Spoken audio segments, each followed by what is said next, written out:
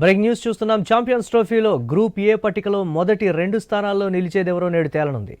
ఇప్పటికే సెమీస్ చేరిన భారత్, న్యూజిలాండ్ కీలక పోరులో తలపడుతున్నాయి. దుబాయ్ వేదికగా మ్యాచ్ జరుగుతోంది. టాస్ నెగ్గిన న్యూజిలాండ్ భారత్ను బ్యాటింగ్కు ఆహ్వానించింది. బ్యాటింగ్కు దిగిన భారత్కు ఆరంభంలోనే గట్టి ఎదురుదెబ్బ తగిలింది. సూపర్ ఫామ్లో ఉన్న శుభ్మన్ గిల్, రోహిత్ శర్మ, కోహ్లీ స్వల్ప స్కోర్కే వెనుదిరిగారు. చక్కటి బంతితో మ్యాట్ హెన్రీ గిల్ను వికెట్ల ముందు దొరకపుచ్చుకోగా రోహిత్ శర్మను జెమిసన్ బౌల్తా కొట్టించాడు. నేటితో లీగ్ స్టేజ్ మ్యాచ్లు పూర్తవుతాయి.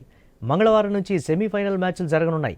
అయితే టీమిండియా ఈ మ్యాచ్లో నెగ్గి ఆస్ట్రేలియాతో పోటీ పడుతుందా, ఓడి న్యూజిలాండ్తో తలపడుతుందా అనేది వేచి చూడాలి.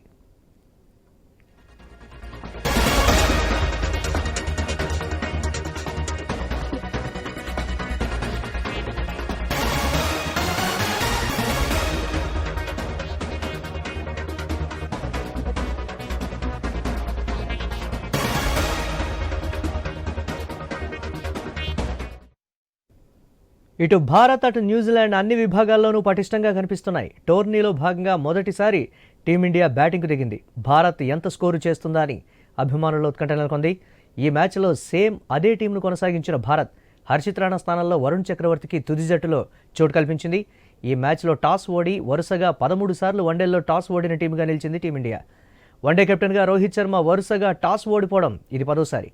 అంతకుముందు అత్యధిక టాస్ ఓడిన కెప్టెన్గా ఈ రికార్డు వెస్టిండీస్ దిగ్గజం బ్రయన్ లారా పేరిట ఉంది. అయితే 1-2 మినహా టాస్ ఓడిన అన్ని మ్యాచ్ల్లోనూ రోహిత్ మ్యాచ్ గెలిచిన రికార్డు ఉంది.